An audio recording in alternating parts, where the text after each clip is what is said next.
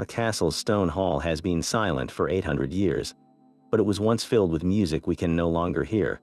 This is the core mystery of the forgotten music of the Middle Ages, a complete world of sound shrouded in silence. For centuries, melodies lived in the air and memory, not on the page as we know them today.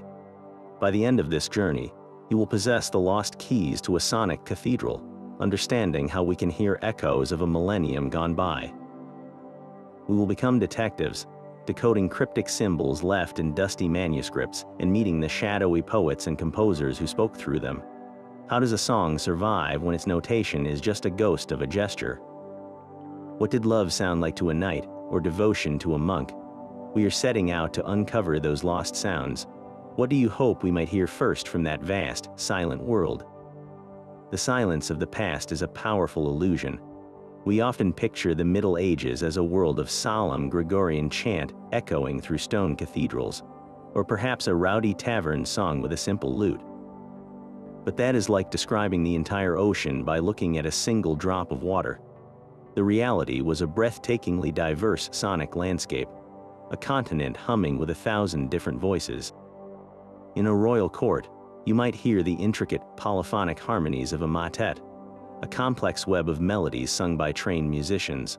Walk to a village square, and the air would be filled with the driving rhythm of a carol, a circle dance accompanied by singing and piping. A knight's tent before a battle might resonate with the epic tales of a chanson digest, sung by a minstrel to stir courage. This was not one sound, but a symphony of societies, each with its own music. Yet here we confront the central, frustrating problem of our detective work. The vast majority of this music was never written down in a way we can simply read and play today.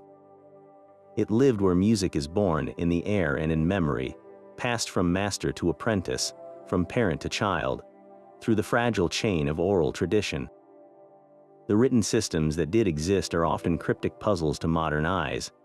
Manuscripts might show strange, square notes on a 4-line staff, but they frequently lack the precise instructions we take for granted, like exact rhythm or tempo. They are more like a skeleton, a blueprint for a performance that required the living flesh of tradition to give it sound.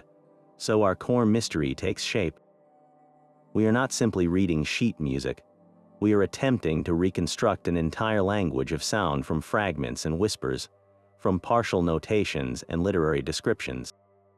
How do you bring a song back to life when its instructions are written in a code we have only partially broken? The journey to answer that begins with the most vital clue of all, the people who held this sonic world in their hands. Our first major clue is a collection of strange and beautiful marks, more like secretarial shorthand than modern music, scattered above the sacred Latin texts in manuscripts like the breathtaking St. Gallen codices. You will find delicate squiggles, dots, dashes, and little rising and falling hooks. These are neumes, the earliest system of Western musical notation. To our eyes, they look cryptic, almost like a doctor's hurried prescription, and in a way they were. A single neume might represent a single syllable of text, but it did not tell the singer which specific note to sing. It only indicated the general direction of the melody, a subtle lift or a gentle fall. There was no staff yet, no clef, no precise measurement of pitch or rhythm written down. So what was their purpose? Scholars believe many of these early neumes, called chironomic neumes, were directly tied to the physical gesture of the choir director. The shape on the page mirrored the movement of his hand through the air, tracing the contour of a melody the singers already knew. Think of it not as a full musical score, but as a sophisticated memory aid, a series of prompts for a tune already living in the singer's mind and muscle memory. The manuscript was a guide for a performance, not a prescription for one. This changes everything. It means the written page we hold today is only half of the artifact. The other half was the living, breathing tradition of the singer who knew how to interpret that graceful swoop of ink. Without that tradition, the neume is a beautiful but silent symbol. So our detective work hits its first major obstacle. We have found the code, but we have lost the key to deciphering its most precise meanings. The quest to find that key would lead scholars down a fascinating path. one that required listening to echoes from the very edges of the medieval world. The neumes were a whisper of a melody, a ghost of a gesture. To truly hear the music, we needed to capture its exact pitch, to pin those fleeting sounds to a fixed point. The breakthrough came not from a king or a warrior, but from a brilliant, frustrated music teacher. In the early 11th century, an Italian monk named Guido d'Arezzo looked at the cryptic neumes and saw a problem he was determined to solve. Teaching young monks to sing the vast repertoire of Gregorian chant by ear alone was a slow, laborious process, taking years of rote memorization. Guido dreamed of a faster, more reliable method. His solution was elegantly simple, yet it would change the course of music forever. He drew a series of parallel lines and assigned a specific pitch to each line and the spaces between them. With this simple grid, a neume placed on a specific line now had an absolute, fixed meaning. A singer could look at the page and know, with certainty, which note to sing. This was the birth of the musical staff, the very same system of lines and spaces we use today. But Guido did not stop there. He needed a way to teach his system, to make it unforgettable. So he turned to the human body itself, creating a powerful teaching tool called the Guidonian hand. He assigned each joint and tip of his left hand to a specific note on his scale. A teacher could point to a spot on his own hand, and a student would instantly know the pitch. It was a living, breathing map of music, a mnemonic device that turned abstract theory into physical memory. With Guido's staff, pitch was no longer a mystery. Melodies could be written down with precise accuracy and read by anyone who learned the system. For the first time, music began to be frozen, liberated from the fragility of memory. A composition could now travel across continents and generations without being distorted or forgotten. It was a revolution in preservation. Yet, if you were to look at one of these early staff notations, you would notice something crucial was still missing. The notes showed you what pitch to sing, but they gave almost no indication of how long to hold that pitch. Rhythm, the very heartbeat of music, remained a wild, unwritten force. A single square note on a line could be held for a brief moment or for a long, sustained breath, entirely at the singer's discretion based on the flow of the text. The staff had captured the skeleton of the melody, but its pulse, its dance, its life, was still a secret held by tradition. The quest to solve that final, tantalizing mystery would consume musicians for centuries more. Guido's staff gave music a fixed home, but it was still a home without a clock. The silent, square notes on the page held their pitch perfectly, but they offered no instruction for how long to hold them. A melody could flow like a slow river or chatter like a quick stream, and the written page could not tell the difference. This was the next great puzzle for composers of the 12th and 13th centuries, the rhythmic riddle. How do you write down the dance of music, its heartbeat, its forward motion? Their ingenious solution was not to invent a new system of time signatures and bar lines as we know them, but to borrow one. They looked to the poets. Medieval scholars were deeply familiar with the metrical patterns of classical Latin poetry, rhythms with names like trochaic and iambic. A trochee is a strong beat followed by a weak one, like the word kinjadam. An iamb is the opposite, a weak beat leading to a strong one, like a bove. Composers realized they could apply these poetic feet to music. They codified 6 of these patterns, known as the rhythmic modes. So, a composer writing in the first mode, the trochaic pattern, was essentially setting a long note followed by a short note, over and over, like a musical heartbeat. But how did you indicate which mode you were using on a page full of identical-looking square notes? You did it through clever grouping. Composers began connecting notes together into shapes called ligatures.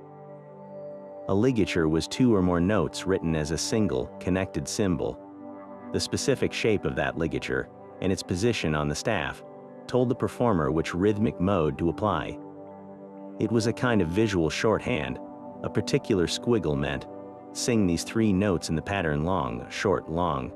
This system powered the musical revolution of the ars antiqua, the old art, a period from around the late 12th to the early 13th century where music exploded in complexity.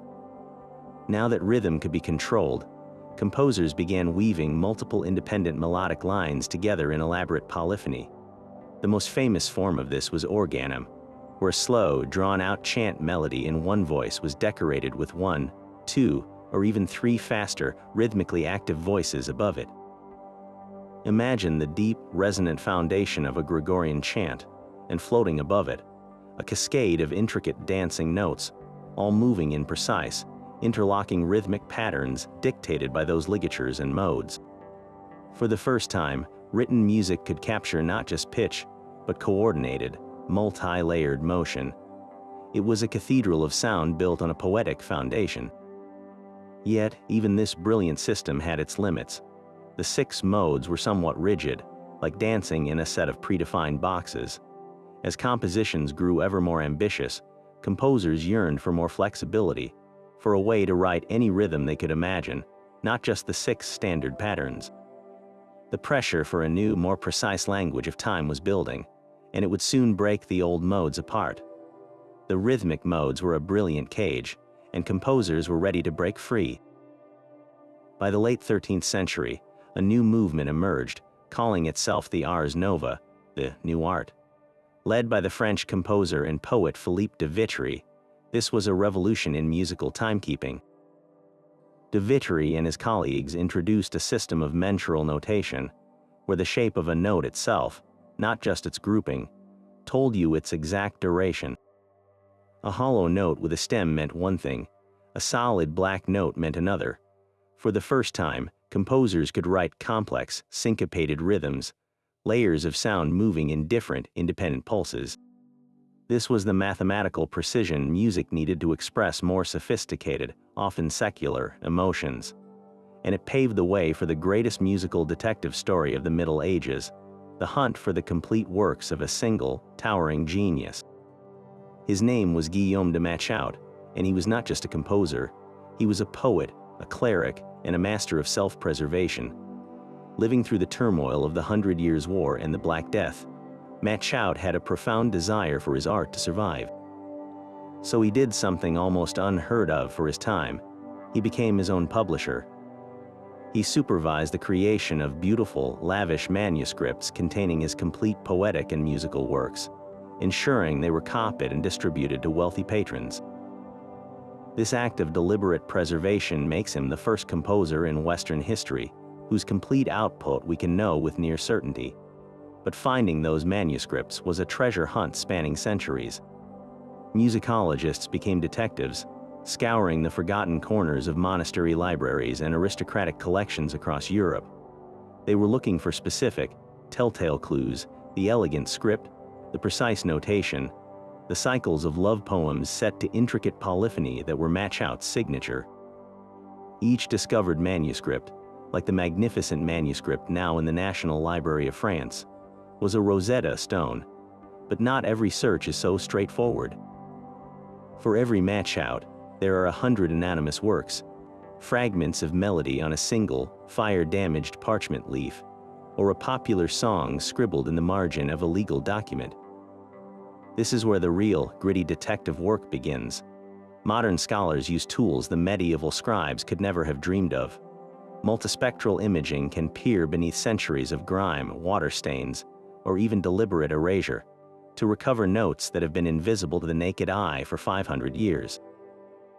They compare dozens of copies of the same piece from different regions, noting tiny variations, a different rhythm here, an extra ornament there, to piece together the most likely original version.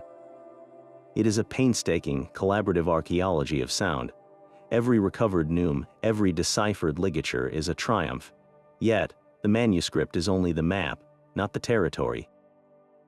It gives us the instructions, but the final, crucial step is an act of daring interpretation, of bringing the silent symbols back to life in the one place they were ever meant to exist, the air. The manuscripts gave us the map, but the troubadours were the explorers.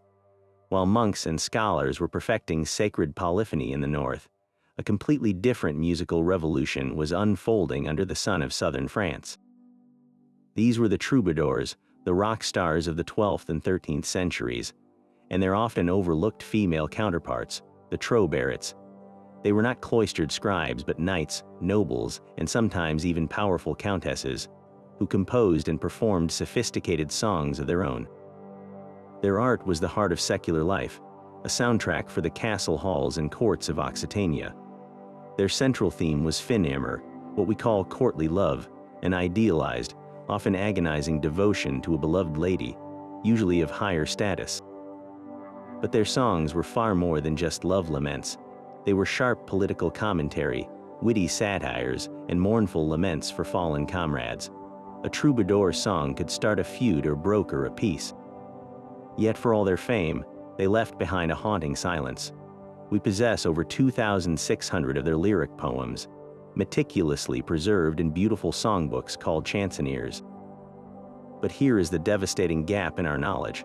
Only about 10% of those poems have any musical notation written above them. The vast majority of the melodies, the very sounds that made these words come alive, are simply gone. This presents one of the most tantalizing puzzles in all of medieval music. How do you hear a song when you only have half of it? Scholars face two daunting paths.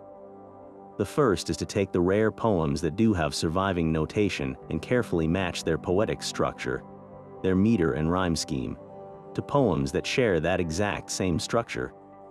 It is a painstaking game of musical matchmaking, hoping that a melody written for one poem about longing might fit another poem about spring, if their poetic skeletons are identical. The second, even more speculative path is to compose a new melody entirely, based solely on the internal rhythm of the poem itself. Every troubadour poem has a strict metrical pattern, a built-in heartbeat of stressed and unstressed syllables. A modern musician can use that heartbeat as a guide, crafting a tune that walks in step with the words, trying to channel the ghost of a tradition they can no longer hear. But this is where we must pause and ask a difficult question. Can any reconstruction, no matter how scholarly, ever truly capture the original performance? The troubadours were not just poets, they were performers. Their delivery would have been everything, filled with subtle gestures, dramatic pauses, and intricate vocal ornamentation that the bare bones of a melody line could never capture. The written page, when it exists at all, is just the fossil. The life, the breath, the fire, evaporated the moment the last note faded in the hall. To find a melody that survived with more of its spirit intact, we must travel far from the courts of France, to a place where an ancient musical language was written down with obsessive care. Far from the sun-drenched courts of the troubadours, in the misty forests and stone castles of the German-speaking lands, a different kind of knight held a lute. These were the minnesingers, the singers of men, a word that means love, but carries a heavier, more spiritual weight. If the troubadours sang of a passionate, often impossible earthly devotion, the minnesingers turned their gaze upward, blending courtly love with a deep, almost religious reverence. Their songs were less about political intrigue and more about inner virtue, the moral struggle of the knight to be worthy of his idealized lady, who often stood as a symbol for divine grace itself. The most famous of them all was Walter van der Vogelweide, a figure who wandered from court to court in the early 13th century, a master of both poignant love lyrics and sharp, didactic poems about social justice and the true meaning of nobility. We know his words, his reputation, his immense influence, but once again we face that familiar haunting silence. The primary window into their world is one of the most breathtaking books of the Middle Ages, the Codex Manus. Compiled in the early 14th century in Zurich, it is a massive, illuminated anthology of Middle High German poetry, featuring the works of some 140 poets, most of them minnesingers. Each poet is given a magnificent, full-page miniature painting, showing them in idealized knightly splendor, often in the act of composing or performing. We see them on horseback in courtly gatherings, holding their instruments, lutes, fiddles, harps. These images are priceless, showing us the costumes, the settings, the very posture of performance. But here lies the exquisite frustration. The Codex Manus is a monument to the poetry alone. Its pages are filled with beautifully scribed verses, but with one devastating omission, the musical notation. The lavish illuminations show us the musicians, but they stubbornly refuse to let us hear them.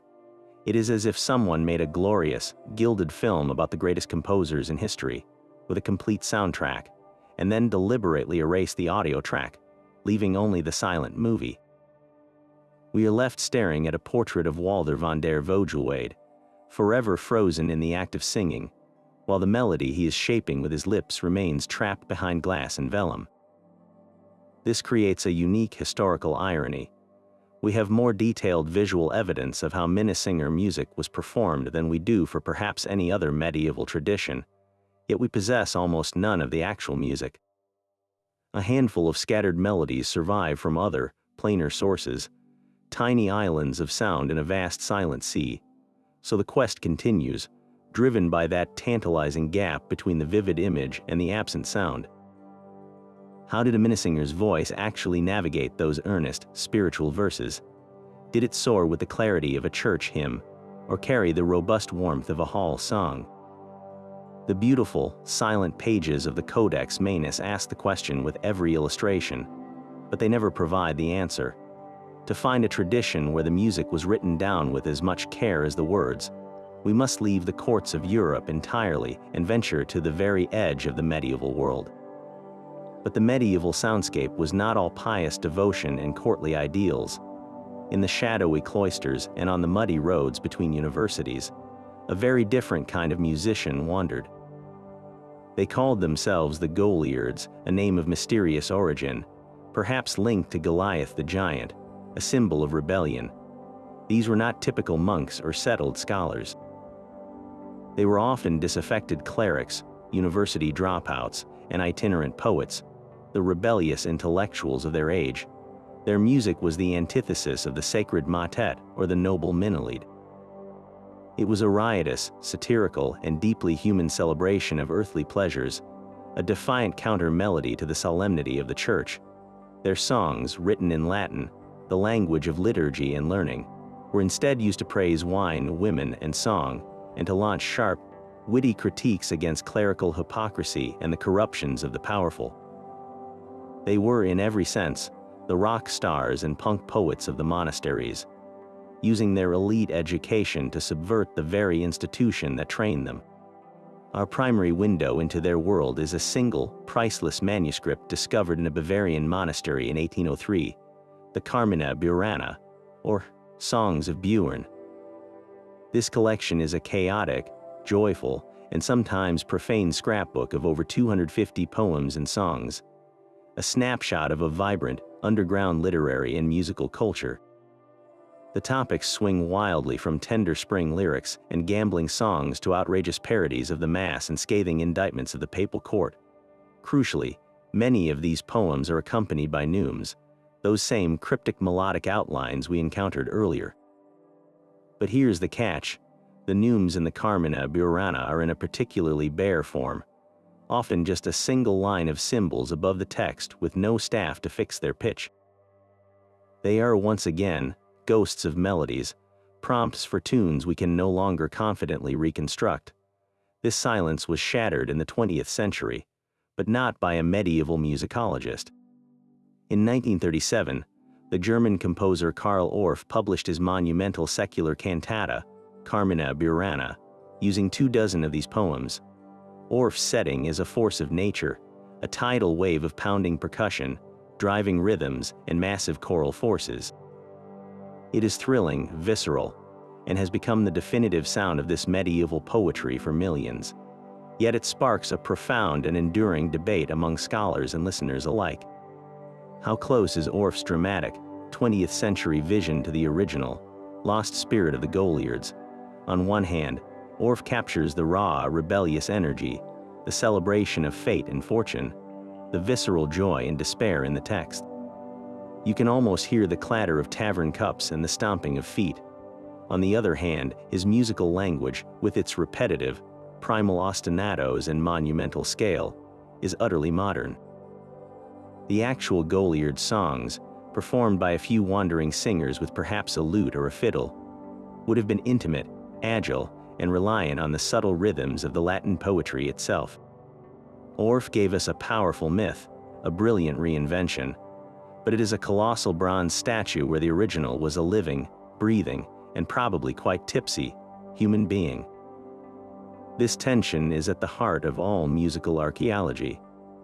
Do we seek a historically precise reconstruction, a careful academic guess at the original notes, or do we embrace a creative reimagining that captures the emotional truth of the texts for a modern audience?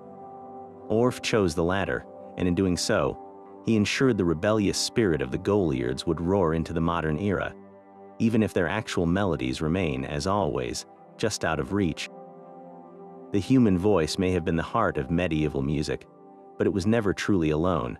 Surrounding every chant and song was a constellation of instruments, a whole orchestra of forgotten sounds waiting to be rediscovered. We can see them everywhere, frozen in the stained glass of cathedrals, carved into the capitals of churches, and glowing on the illuminated pages of manuscripts like the Codex Manus. There is the graceful curve of the harp, plucked by angels and nobles alike, the lute, with its rounded back and delicate strings, cradled in a minstrel's arms. The viol, the ancestor of the violin, played under the chin or on the lap, its bow drawing out long, singing tones. The air would have been pierced by the bright, reedy sound of flutes and shawms, and filled with the constant, droning hum of bagpipes, an instrument far more ancient and widespread than we often assume.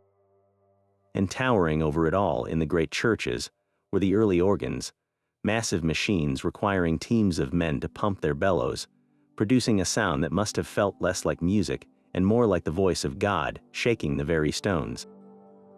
This visual evidence is rich and plentiful, but it presents us with a profound auditory mystery. We can see the instruments, but we almost never have specific, written music for them. The vast majority of surviving medieval notation is for vocal music. So what did these instruments actually play? This is one of the most hotly debated questions in early music. Did a lute player simply strum along, doubling the melody of a troubadour's song? Did a flute merely echo the top line of a complex motet?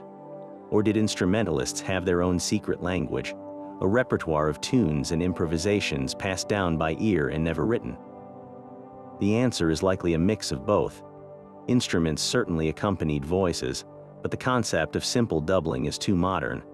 A skilled player would have decorated the melody, added drones, improvised counter-melodies, and provided rhythmic drive, essentially creating a new, living arrangement with every performance. But there are tantalizing clues that instruments also had a world of their own. Among the few pieces of medieval music that have no text written beneath the notes are the estampes. These are collections of short, repeating musical phrases with a strong, clear rhythmic pulse.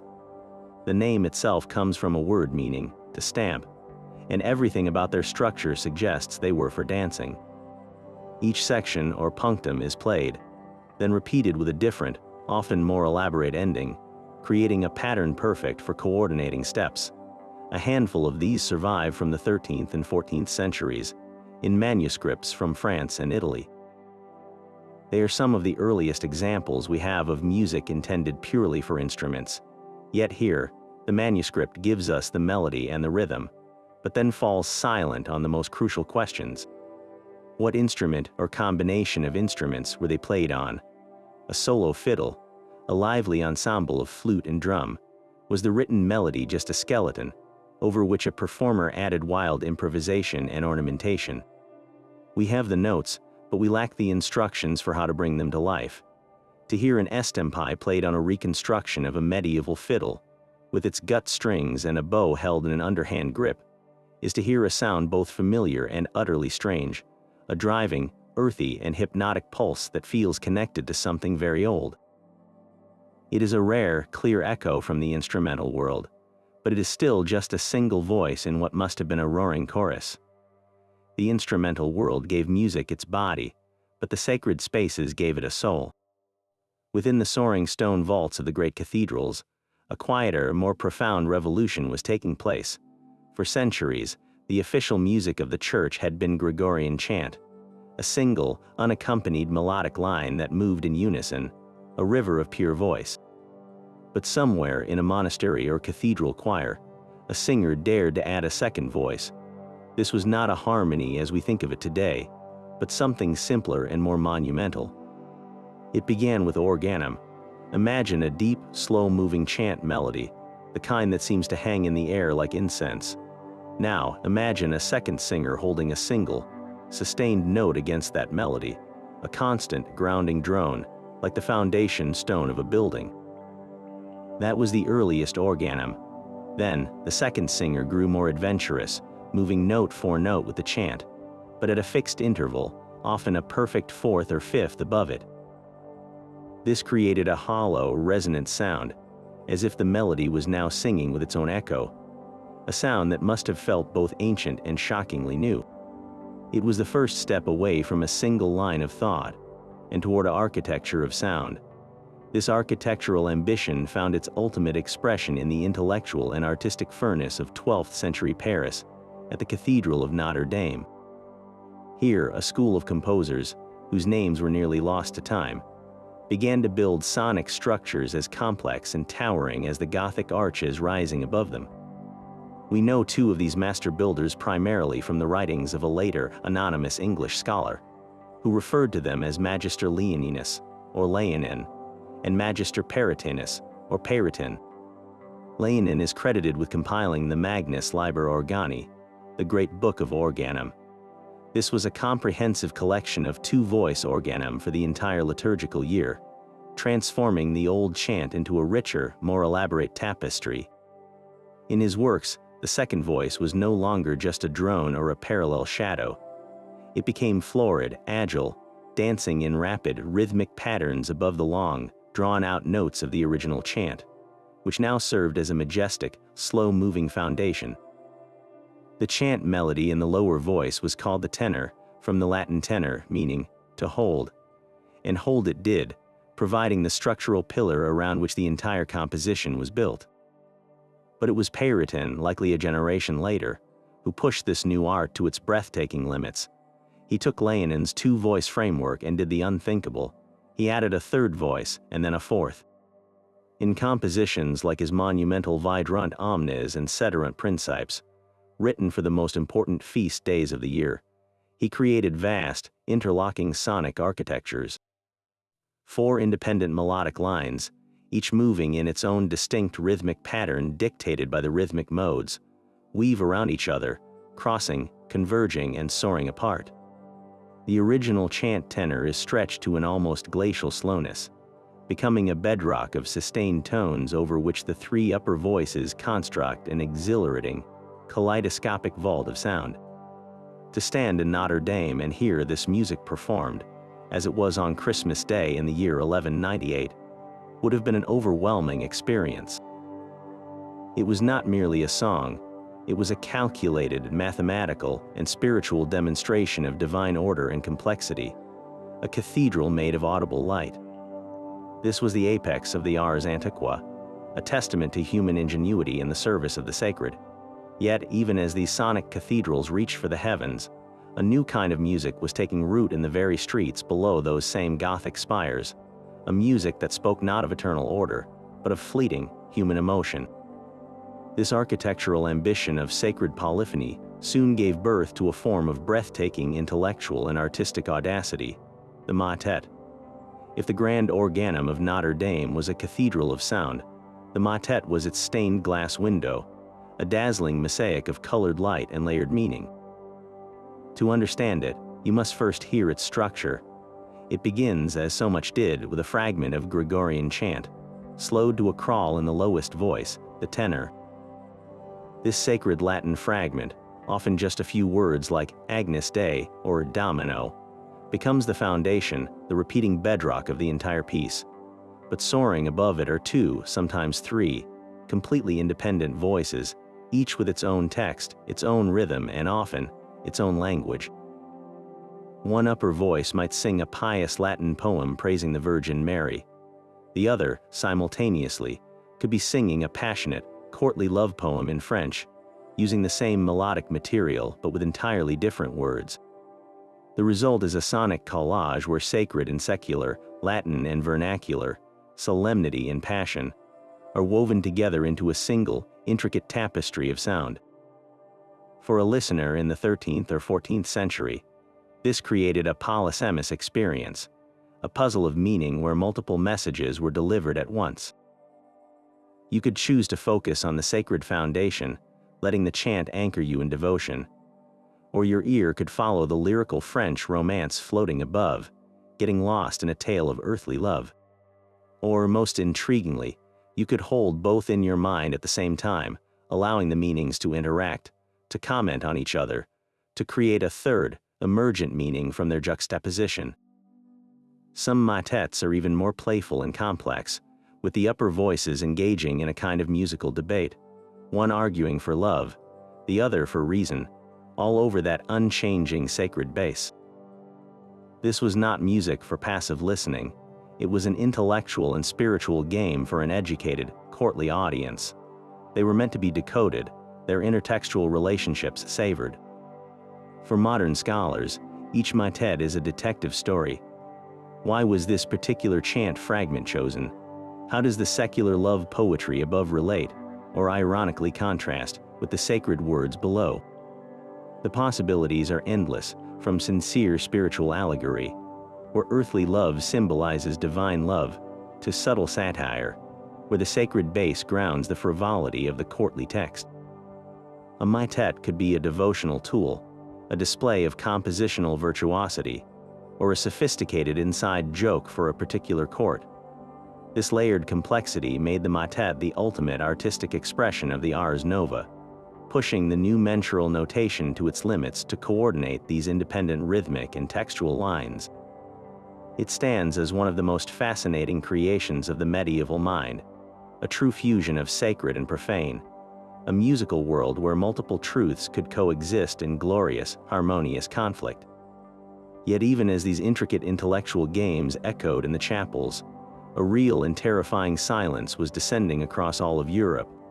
The Black Death arrived in 1347, a catastrophe of almost unimaginable scale. Within a few years, it wiped out perhaps half the population. Entire villages vanished, monasteries lost their choirs, courts were emptied of patrons and musicians. The trauma was not just demographic, it was psychological and spiritual, shaking the very foundations of medieval society. In the shadow of such overwhelming mortality, could the old, orderly musical structures possibly remain unchanged? Many scholars hear the answer in the music itself, in the dramatic shift from the ars antiqua to the ars nova. The earlier music, with its grand, slow-moving architectural forms, reflected a world that still believed in a stable, divine order. But the world after the plague was fractured, uncertain, and intensely focused on the fleeting nature of earthly life. The ars nova, the new art, embraced this complexity and doubt. Its music became more rhythmically intricate, more expressively daring, and far more willing to explore musical dissonance, those tense, clashing notes that create a feeling of yearning or anguish before resolving into harmony. This wasn't just a technical evolution, it was an emotional one. The clean, mathematical perfection of Periton's sonic cathedrals gave way to a music that mirrored human fragility. And no composer embodies this post-plague sensibility more completely than Guillaume de Machaut. Living through the heart of the century's turmoil, Machaut's work is obsessed with two great themes: refined courtly love and the stark reality of death. He fused them into a new kind of artistic expression. In his most famous composition, the Messe de Notre Dame, one of the first unified polyphonic settings of the Mass Ordinary by a single known composer, you can hear this duality. It is a work of immense structural sophistication, yet it is infused with a profound, personal solemnity. It feels like an act of devotion crafted not just for a community, but for a soul navigating a shattered world. But it is in his secular songs, his virelai, rondo, and ballads, where the new preoccupations truly shine. Take his ballade, Douce Dame Jolie, a song of courtly love. On the surface, it is a sweet lyrical melody, but listen closer to the interplay of the voices. Machaut plays intricate rhythmic games, using the new mensural notation to create syncopations and overlaps that feel restless, almost anxious. The lover's plea is not just graceful, it is urgent, underscored by musical tension. In other works, like the heartbreaking Rose Liz Printemps Verger. He directly confronts mortality, lamenting a world where beauty is forever threatened by the somber hour of death. His music becomes a fortress of art and intellect built against the chaos outside. A complex, beautiful game whose very intricacy seems to assert a fragile human order in the face of meaningless devastation. The plague did not invent the Ars Nova, but it created the world that demanded its emotional depth. When so much had been lost, perhaps music had to hold more, to contain both the memory of order and the pain of its absence, weaving them into something resilient enough to survive. Machaut's survival is our great fortune, for he gives us a singular, complete voice from the medieval chorus. He was a true celebrity of the 14th century, a man who wore many hats: poet, composer, cleric, and trusted court official to kings and nobles. In an age before printing, he took extraordinary care to oversee the creation of beautiful manuscripts containing his life's work, ensuring his artistic legacy would endure.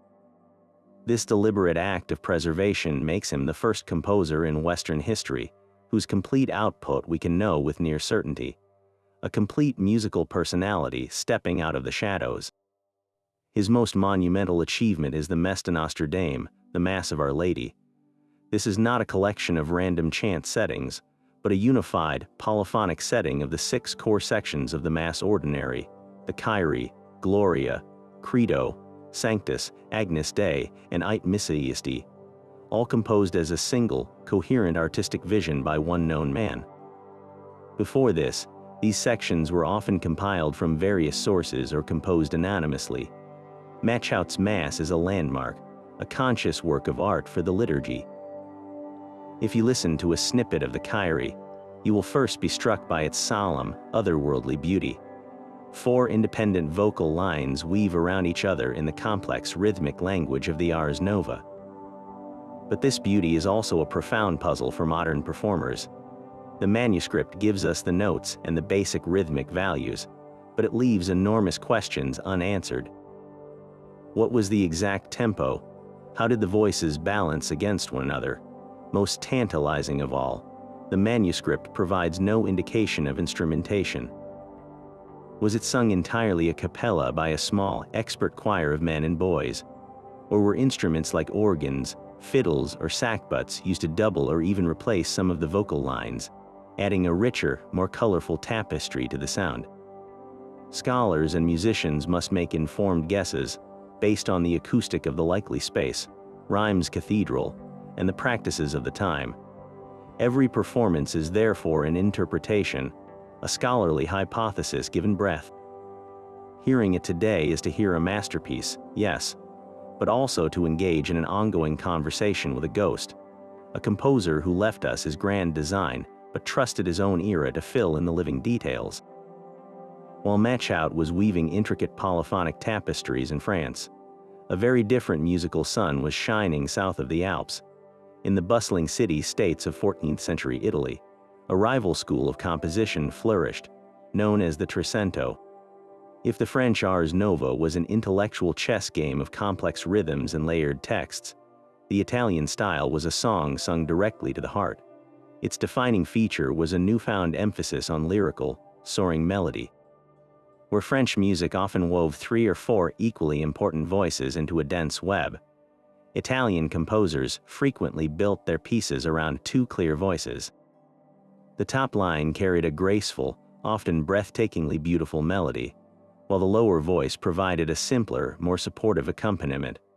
This created a transparency, a sweetness of sound that felt immediately expressive and song-like. But it was not simple. These composers loved a particular rhythmic spice, a lively syncopation. They would deliberately displace the accent, making the melody skip and jump in unexpected, delightful ways, giving the music an infectious, almost dance-like energy even in its most tender moments. The master of this sweet, intricate style was a man who never saw a single note he wrote. Francesco Landini, blinded by smallpox as a child, was renowned across Italy not just as a composer, but as a poet, organist, and organ builder. His fame was such that he was often depicted in manuscripts with a laurel wreath upon his head, the symbol of a poet laureate. His preferred form was the ballata, a song with a repeating refrain, similar to the French virelai. To listen to a Landini ballata, like the famous Ecco la primavera, or Behold Spring, is to understand the Italian ideal. The melody in the top voice flows like a clear stream, graceful and supple, decorated with those charming rhythmic twists. It feels like a direct expression of joy, a personal celebration of the season, less a complex puzzle and more an open-hearted gift. This distinct musical personality was captured in a distinct notational language. Italian composers of the Trecento developed their own system of writing music down, one that looked quite different from the French manuscripts. They used a different set of note shapes and, most tellingly, often grouped their notes in a way that visually emphasized the smooth, flowing line of the melody, rather than the intricate rhythmic patterns prized by the French. It was a script designed for song. The existence of these two powerful, contemporary schools, the intellectually dense French and the melodically lush Italian, creates a fascinating question. Did they know of each other? The answer is a resounding yes. Manuscripts traveled, musicians migrated, and there is clear evidence of cross-pollination. Some later Italian pieces begin to incorporate French rhythmic complexity, while some French composers, perhaps charmed by the southern melodies, adopted a more lyrical touch. This was not a wall, but a vibrant, two-way conversation across the mountains, a reminder that even in a fragmented medieval world, beauty had a way of finding an audience. These two musical dialects were not just heard differently, they were written differently.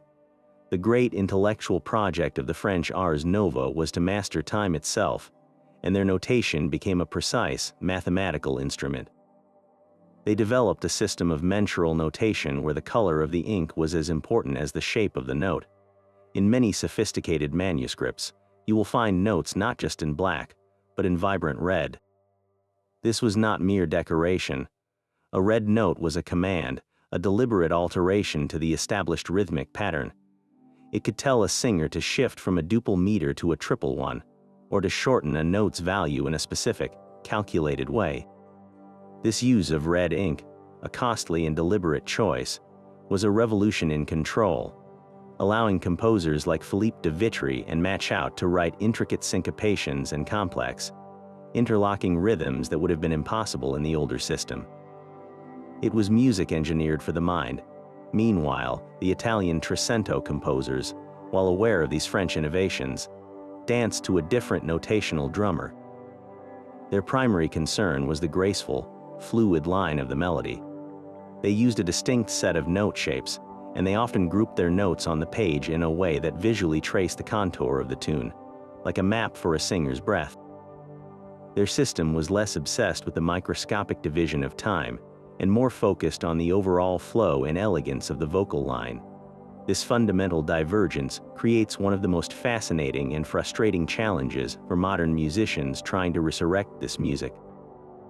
A single, identical-looking note in a 14th century manuscript might mean two completely different things depending on whether it was penned in Paris or Florence. The same symbol could indicate a long, flowing value in an Italian ballata, but a shorter, more subdivided pulse in a French motet. This means that when a modern ensemble prepares a piece, one of their first and most critical decisions is an act of historical detective work. They must determine the notational dialect of the source. Are they reading French mensural notation with its red ink commands, or Italian Trecento notation with its melodic priorities? Choosing the wrong interpretive key can transform a piece entirely. A lively, spring-like Italian dance might become a slow, ponderous procession if read with French rhythmic rules, and vice versa. The written page is not a universal truth, it is a cultural artifact, and the act of performance is first an act of translation. So when you hear a recording of a 14th century piece, you are not just hearing ancient music, you are hearing the result of a scholarly verdict, a best guess at cracking a regional code that has been silent for centuries. This notational schism reminds us that even at the height of the Middle Ages, Europe was not a monolith, but a chorus of distinct voices, each insisting on writing down their song in their own unique hand. The silent page holds its secrets tightly. To hear its music, we must first perform an act of careful translation, a process called transcription. It begins not with an instrument, but with a camera. Scholars travel to libraries and archives worldwide, using high-resolution digital photography to capture every detail of a fragile manuscript page. This digital facsimile becomes the primary source, preserving the original ink, the texture of the vellum, and even the faintest corrections made by a scribe centuries ago. Back at their desk, the musicologist's real work starts. They must decipher those ancient symbols, whether they are the graceful neumes of a 10th century chant or the precise mensural notation of a 14th century motet. Each symbol is painstakingly identified and converted into its modern equivalent on a 5-line staff. This first step seems straightforward, but it is already filled with interpretation. A single ambiguous neume might be transcribed as one note or two. A faded ligature in a French ars nova piece must be broken down into its individual rhythmic values based on the complex rules of the time. This is not a mechanical process, it is a scholarly argument made note by note. Once the pitches are laid out, the next, even more challenging layer begins: rhythm. For music before the precise mensural notation of the ars nova, rhythmic decisions are educated guesses. The transcriber must consider the natural rhythm of the text, the style of the period, and comparable pieces. They add bar lines and time signatures not found in the original, not to impose a modern groove, but to give modern performers a readable roadmap for the ebb and flow they believe the music had. Then comes text underlay, deciding exactly which syllable of the poem is sung to which note. Manuscripts are often maddeningly vague on this point, with a long melisma of 20 notes floating above a single syllable. The editor must decide where to place the remaining text, a choice that dramatically affects the phrasing and emotional delivery of the entire line. Every one of these decisions, from pitch to rhythm to text, is documented in a critical commentary. An asterisk over a note might indicate it is a scholarly addition to fill a gap in a damaged manuscript. A footnote explains why one rhythmic interpretation was chosen over another. The final published sheet music is therefore not a definitive score, but a hypothesis, a best possible reconstruction based on a lifetime of study. When a singer opens that modern edition, they are not seeing the medieval music as it was, they are seeing it filtered through the mind and choices of a modern scholar. The performance that follows is then a second layer of interpretation, a collaboration across 800 years between a long-dead scribe, a dedicated editor, and a living musician. The sound that finally emerges is a miracle of informed imagination, a bridge built note by note over a silent sea. That final, collaborative sound is the heart of a great modern controversy. For decades now, a movement called historically informed performance, or HIP, has dominated the world of early music. Its goal is as ambitious as it is contentious: to perform medieval and Renaissance music as closely as possible to how it might have sounded in its own time. This means more than just reading the right notes. It means a complete sonic toolkit, gut-stringed lutes and viels, recorders and shawms built from museum designs, and voices trained to avoid the vibrato-heavy style of modern opera, aiming instead for a straighter, more focused tone. It means experimenting with historical tuning systems, where the spaces between notes feel different, creating harmonies that can sound brilliantly bright or hauntingly tense to our modern ears. For its advocates, HIP is a thrilling act of sonic archaeology. It is about rediscovering colors that have been lost for centuries: the nasal bite of a rebec, the earthy thrum of a drum, the crystalline clarity of a vocal ensemble blending without vibrato. It promises to strip away centuries of interpretive varnish and let us hear the music anew, in its own raw, original language. The results can be electrifying, making familiar pieces feel strange and immediate again. But the movement has never been without its fierce critics. The most common charge is that HIP, for all its scholarly rigor, is still a modern invention, a beautiful construct of the 20th and 21st centuries. We can never truly know the exact tempo a 13th century minstrel took. or the precise emotional inflection a troubadour gave a certain line. Critics argue that by chasing an impossible authenticity, HIP can sometimes prioritize historical correctness over musical expression, leading to performances that feel academic, sterile, or emotionally cool. Nowhere is this debate more heated than around the human voice itself. The HIP ideal often favors a pure, straight tone, clear and agile, with minimal vibrato used only as a deliberate ornament. Proponents point to medieval treatises that praise clarity of text and agility, and suggest the powerful, sustained vibrato of operatic singing is a much later development. But the opposition asks a compelling question: is that really the full story? Medieval listeners loved robust, passionate expression in poetry and song. Is it truly plausible that their ideal vocal sound was always this restrained and ethereal?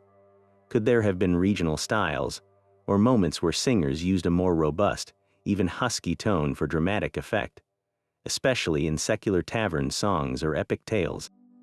The written treatises rarely describe the gritty reality of street performance. The truth is, we have no recordings. Every performance, whether on period instruments or modern ones, is an interpretation. A historically informed performance is a hypothesis-given sound, a brilliant, educated guess. And perhaps that is the real value of the debate, not in declaring a winner, but in the vibrant conversation it keeps alive. It forces us to question our assumptions, to listen more deeply, and to remember that the silence we are trying to fill was once occupied by living, breathing musicians who were not recreating the past, but passionately inventing their present. Perhaps the most perfect test of everything we have learned is a single, miraculous page preserved in the British Library. It comes from a manuscript created at Reading Abbey around the middle of the 13th century, and on it is a piece of music so clever, so joyful, and so advanced for its time that it feels like a message from the future. Its title is written in a bold hand: Sumer is Icumen in. Summer has arrived. This is not a solemn Latin motet or a complex French puzzle. It is a 6-part English round about the cuckoo's song and the blooming of the meadow, and it stands as one of the most astonishing survivals from the entire medieval world. To look at the manuscript is to see a masterclass in medieval notation. The music is written in the rhythmic modes we discussed, using clear square notation on a 4-line staff. But what is extraordinary is how the scribe laid out the instructions. He didn't just write the melody once.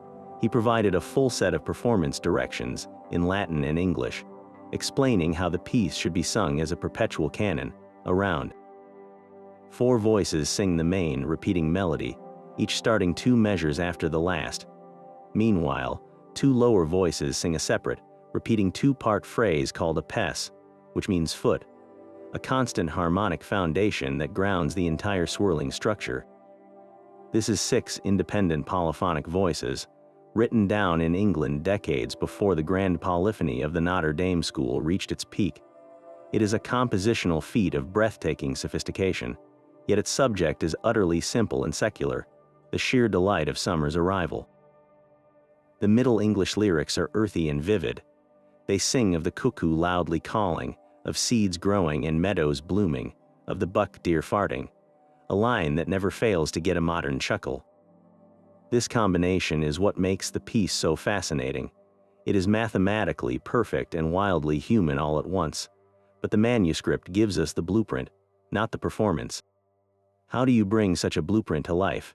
This is where modern interpretation creates wildly different sound worlds. Some ensembles, emphasizing the piece's monastic origins, perform it with a reverent, church-like purity.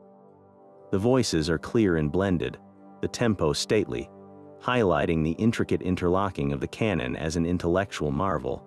It sounds like sacred geometry given voice.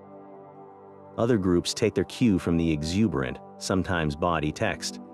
They perform it with a raucous, almost folk-like energy, with voices that are more individual and robust, a quicker, foot-stomping tempo, and sometimes even adding period instruments like drums and pipes.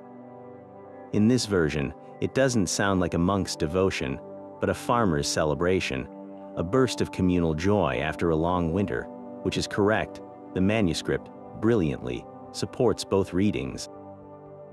The notation is precise enough to build the cathedral of sound, but the text is lively enough to demand a smile. It contains multitudes. Sumer is oikumen, in is therefore the ultimate reward for our long detective journey. In this one page, we see the rhythmic modes in action. We see polyphonic genius. We see the vibrant secular spirit alive alongside sacred learning, and we face the eternal question of performance practice. It is not a relic, it is a conversation starter, a six-part argument about how the past might have sounded, and it remains as fresh and surprising as the first day of summer.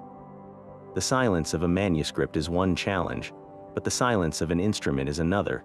To truly hear the world of Sumer is oikumen in or a match-out ballade. We need the tools that first gave it voice. This quest leads us away from libraries and into the workshops of a special kind of modern alchemist, the historical luthier. These craftspeople work in wood and gut, not ink and parchment, but their goal is the same, to resurrect a lost sound. Their raw materials are not plans, for those almost never exist, but clues. They scrutinize the angel holding a harp in a cathedral carving, the minstrel's fiddle painted in the Codex Manus, the vague outline of a lute in a stained glass window. These artistic depictions are their blueprints, but they are frustratingly incomplete. An illustration shows the shape and posture of an instrument, but rarely the thickness of its soundboard, the angle of its neck, or the precise placement of its sound holes.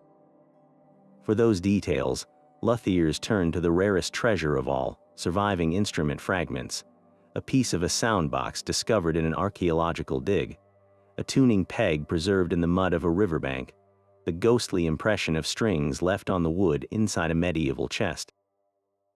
These physical relics are the Rosetta Stones of their craft. Building a Gothic harp, for instance, begins with this fusion of art and artifact. The iconic shape, tall and graceful with a sweeping forepilar, is clear from dozens of paintings. But what wood was used? Tapestries suggest maple or willow for the body, and the strings, historical accounts and supply records point overwhelmingly to sheep gut, carefully twisted and dried, producing a sound that is warm, complex, and surprisingly carrying, but utterly different from the bright, metallic ring of modern nylon or steel. Each of these choices is a hypothesis. The luthier selects a wood, carves the soundboard to a thickness they believe will resonate, and strings the instrument with hand-made gut. The first pluck of a string is a moment of profound tension. Does the instrument come alive with a clear, sustained tone, or does it respond with a dull thud? The sound itself is the final, unforgiving judge of their historical detective work. This process is filled with educated guesswork. Without definitive plans, each instrument is a unique experiment. How much curve should the bridge of a vielle have to properly transmit the vibration of 4 gut strings? How deep should the body of a lute be to balance brilliance with depth? The luthier must become part historian, part acoustician, and part musician, adjusting their build based on the voice that emerges from the wood. And that emerging voice fundamentally changes our relationship to the music. To hear a Landini ballata accompanied by a gut-strung lute is a revelation. The instrument does not simply play the notes, it colors them. The attack of a gut string is softer, less immediate than modern nylon, creating a gentle, blooming sound. The resonance is shorter, which actually clarifies rapid, intricate passages that can become muddy on a modern instrument. The entire texture of the music becomes more intimate, more articulate. It explains why certain rapid flourishes in the notation make perfect sonic sense. They are not just decorative, they are essential to keeping the sound alive on an instrument that naturally decays faster. The reconstruction of these instruments is therefore not a niche hobby. It is a critical part of the conversation. It answers questions the manuscript cannot.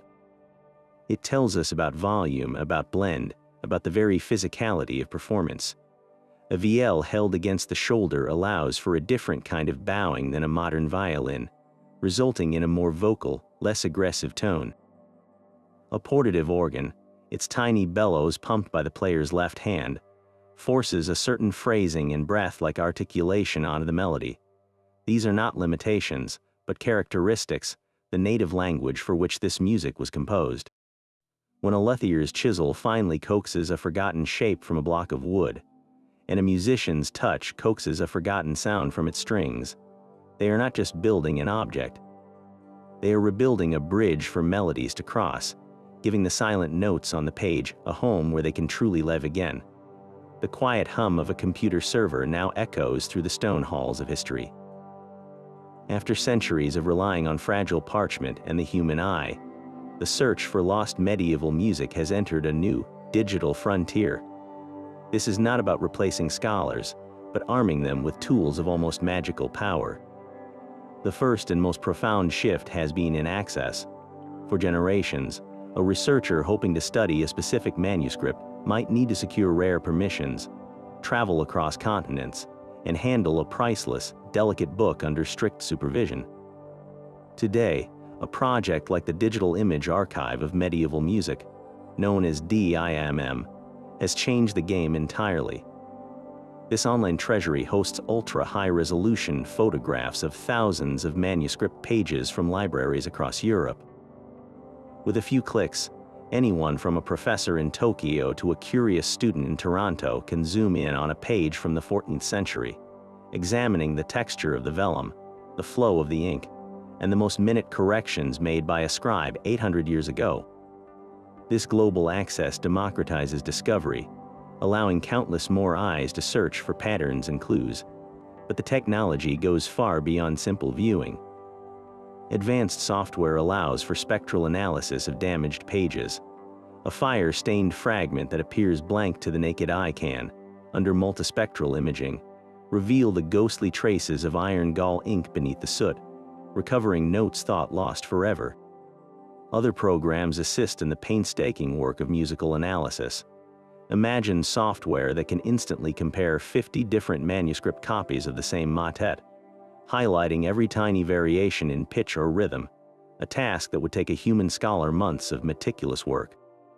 This lets researchers trace the evolution of a piece as it traveled from monastery to monastery, seeing how each scribe might have added their own subtle twist. Then there is the most speculative and fascinating frontier of all, artificial intelligence. Several projects are now training AI models on the complete corpus of surviving medieval melodies.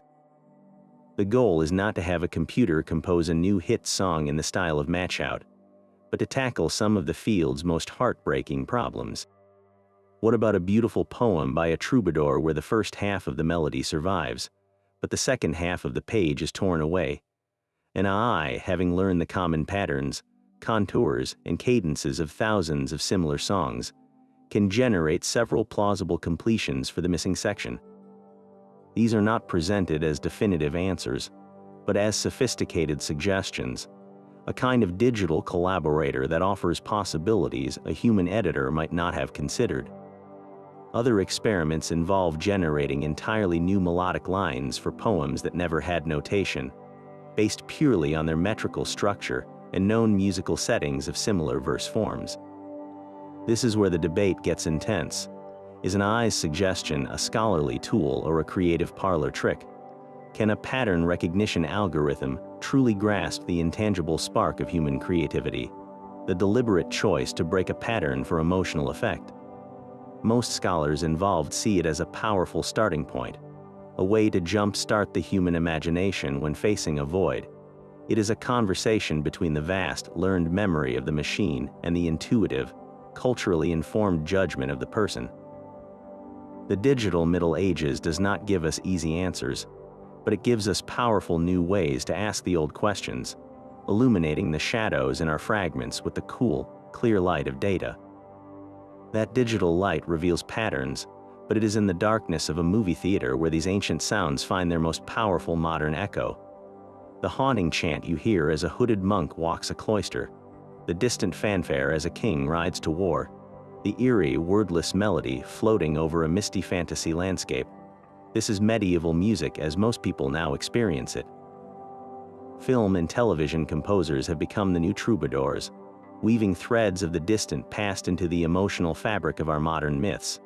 Their approach spans a fascinating spectrum, from rigorous historical reconstruction to bold, imaginative reinvention. For a film like The Name of the Rose, set in a 14th century monastery, authenticity was the goal.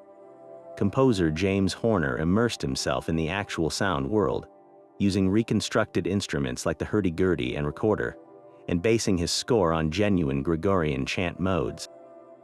The result is not just background music, it is a character in the story, the sonic texture of a world ruled by faith, secrecy, and ancient knowledge. You are not just watching medieval life, you are hearing its sacred heartbeat. This choice creates a powerful sense of immersion, a documentary like realism for the ear. But most composers take a different, more evocative path. They are not recreating history, they are building a feeling of history, often for worlds that never existed. The monumental score for the Lord of the Rings films is a masterclass in this technique. While Howard Shore's music is a grand Wagnerian orchestral tapestry, he seeds it with medieval colors. The music for the rustic Shire uses folk-like melodies on wooden flutes and fiddles, evoking a pre-industrial, pastoral England. The grand themes for the kingdoms of men often employ brass fanfares and modal harmonies that feel ancient and heroic, consciously avoiding the complex chromaticism of later musical periods. He uses a boys' choir not for liturgical accuracy, but to give an otherworldly, innocent purity to the elves. It is a fantasy pastiche, and it works because it feels intuitively right to our collective ear. It sounds like our imagined idea of epic antiquity. Television has amplified this effect dramatically. The score for Game of Thrones is built on a spine of cello-driven themes, but composer Ramin Djawadi brilliantly uses specific, anachronistic instruments as sonic signatures. The haunting, ascending three-note motif for the White Walkers is played on a glass harmonica, an 18th century invention, yet its icy, ethereal quality perfectly conjures a timeless, supernatural threat. For the Dothraki, he uses ethnic percussion and throat singing, pulling from Central Asian traditions to sonically define a nomadic horse culture.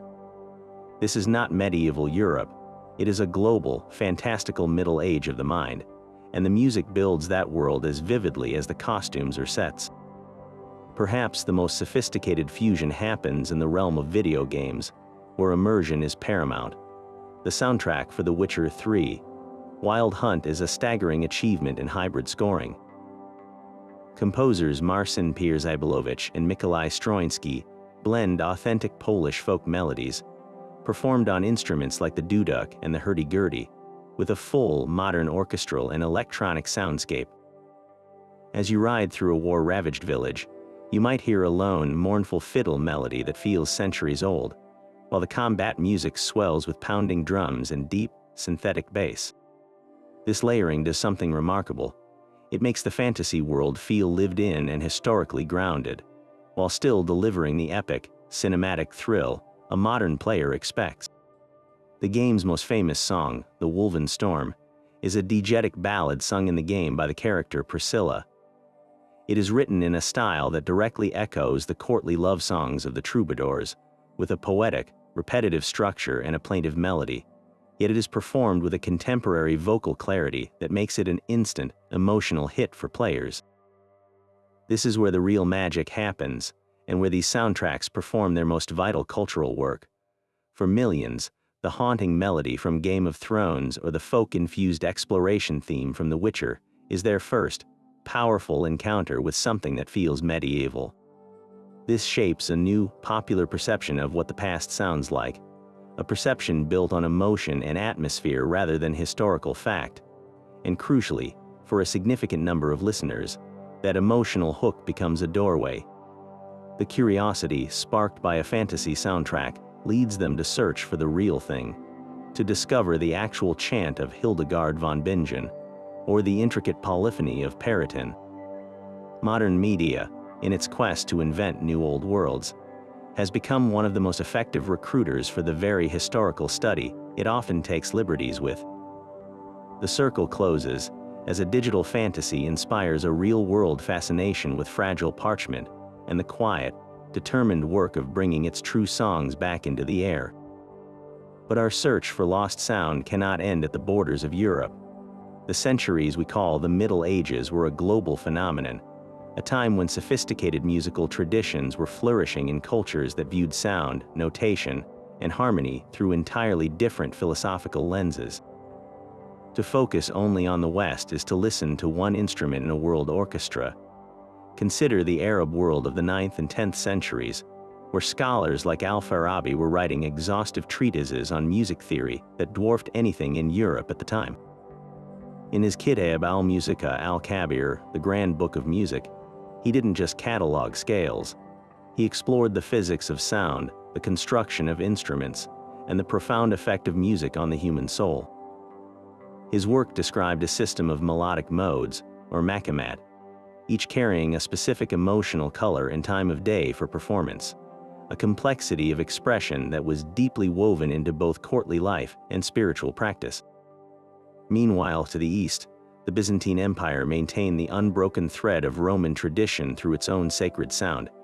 Here, the haunting, melismatic hymns known as kontakia, like the famous Akathistos hymn, wove theology into incredibly long, elaborately ornamented vocal lines, a golden thread of chant that echoed under the dome of Hagia Sophia for 1,000 years.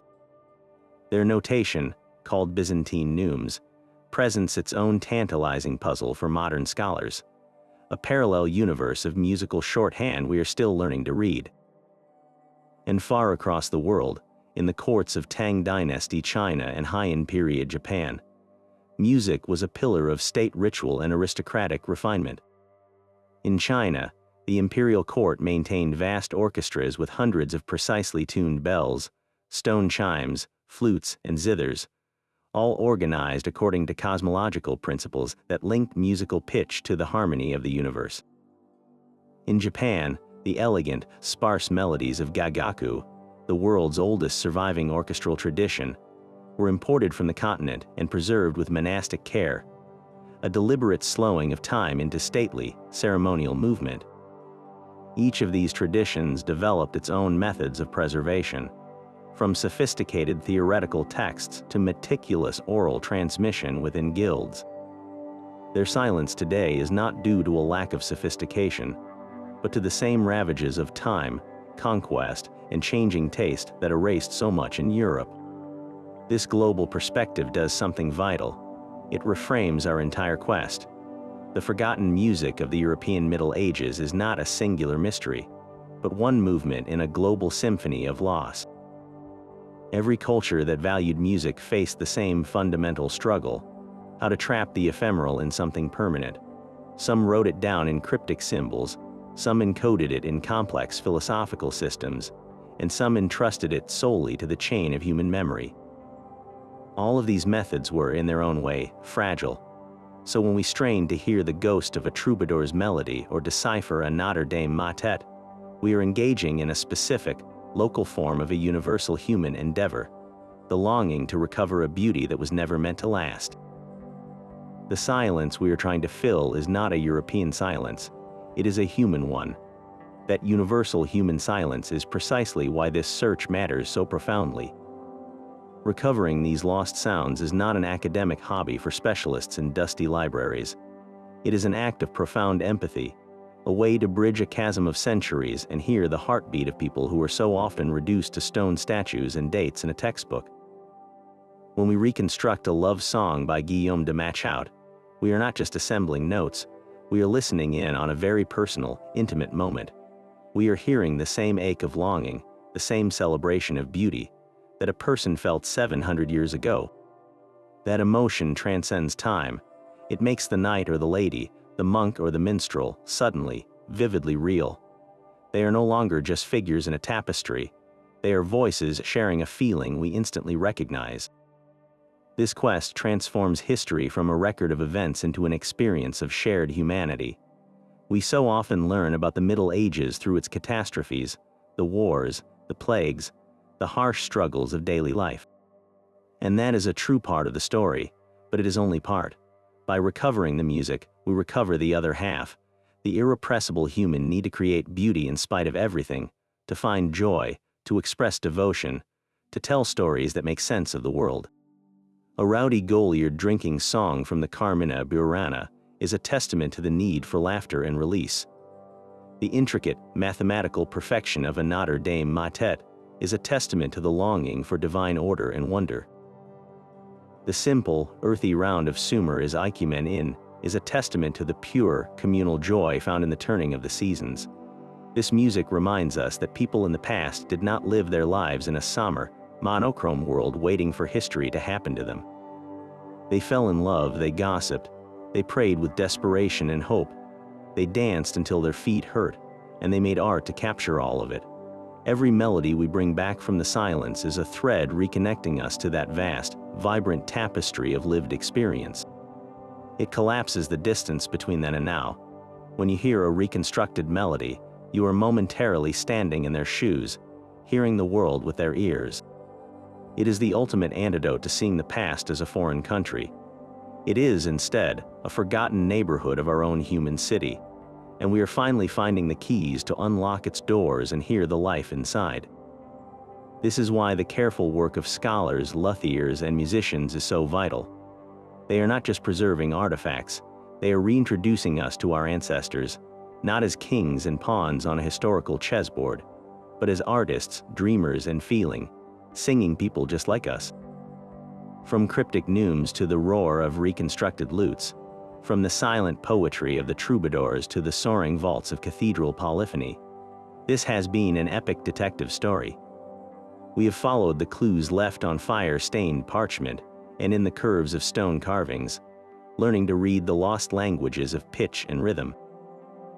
We have met the master builders like Leonin and Peyrotin, who constructed sonic cathedrals, and the solitary genius of Machout, who willed his art to survive.